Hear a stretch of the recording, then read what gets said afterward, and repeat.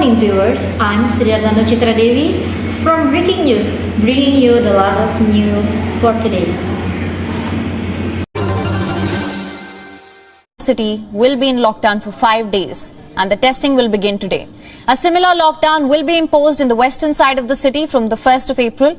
Authorities in Shanghai had so far avoided a complete lockdown, saying that it was imperative to keep the port and financial hub running. But with the case tally climbing now, the officials have imposed a two-part lockdown to curb the spread. Apart from Shanghai, the northeastern Chinese province of Jilin continues to report the highest number of COVID infections in the country. The province has been facing a complete lockdown for days now, with more and more makeshift hospitals being erected to spread the curve.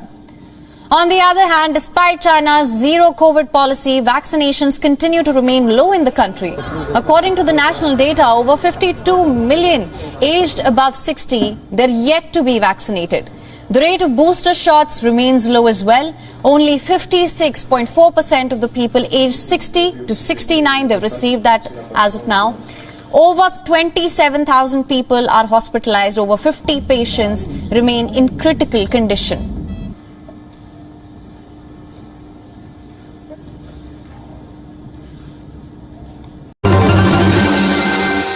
Ukraine intensifies. Russian troops now entering the capital. Сьогодні був тяжкий. Moments ago, Ukrainian President Zelensky addressing his people in a defiant video from Kyiv, saying Russia will try to storm the capital tonight and that the night will be, quote, tough. Authorities have handed out 18,000 weapons to civilians to help in the fight, and residents were told to make Molotov cocktails. Men aged 18 to 60 called up to fight, not allowed to leave the country. Disturbing new video circulating on social media shows a military vehicle crushing a car. Explosions over Kyiv also posted online, showing just how perilous the situation is. At a Kyiv train station today, gunfire heard as crowds trying to flee the city forced their way onto trains. Once again, air raid sirens are ringing out across the capital, Kyiv. Although there's been a lull in the fighting for the last couple of hours, the fears are that the Russians have been resupplying and are ready to mount a real attack inside the city. We watched as troops ran through the streets, taking up positions to defend the city.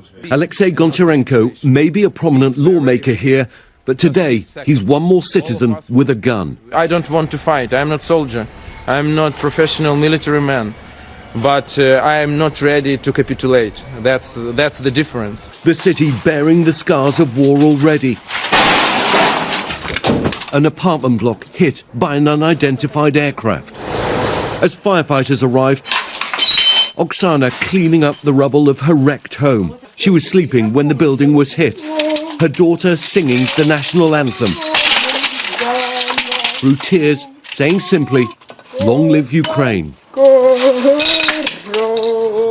Intense battles are raging across the country tonight as Ukrainian fighters offer stiff resistance to the more powerful Russian forces. In southern Ukraine, around the city of Kherson,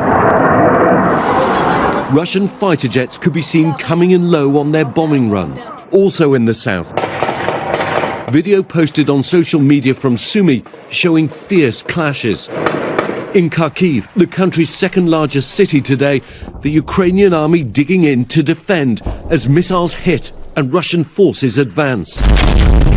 And this incredible video of a driver swerving to avoid exploding rounds falling around the vehicle. Casualties are rising, among them 13 Ukrainian defenders on a Black Sea island. They refused to surrender to a Russian warship and reportedly responded with an expletive when the Russians told them to surrender. Tonight, Zelensky says they'll receive the honor of Ukraine. The NATO alliance is activating its rapid response force for the first time in a defensive role in Europe.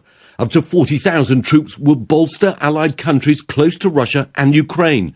And 7,000 American troops ordered to Europe yesterday could soon make up part of this NATO force Europe. But none of these troops will be helping Ukraine. As some flee the cities, others seek shelter in Kyiv's subways. We have a little food and toys.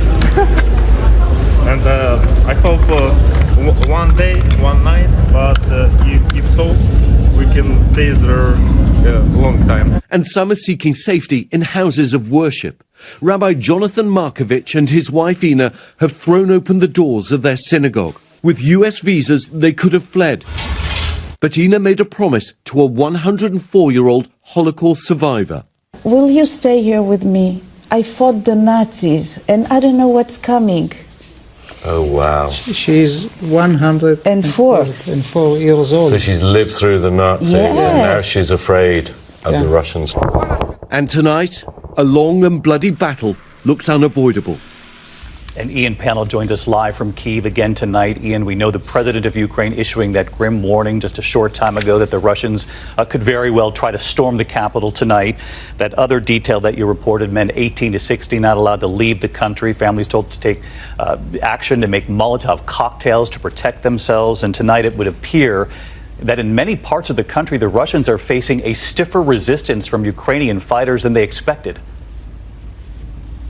Yeah, I think that's very right. I mean, a senior official telling ABC News that the first 2 days have not gone as well as the Russians expected, though it is now believed that they could try to take Kiev for the final push tomorrow. Again, Zelensky thinking that it could happen tonight, and we have been hearing the distinct sound of battles taking place inside the city. Meanwhile, I think we're seeing early signs of potential talks between the Ukrainians and Russians, but it's likely not talking that's going to dominate the coming hours, but fighting.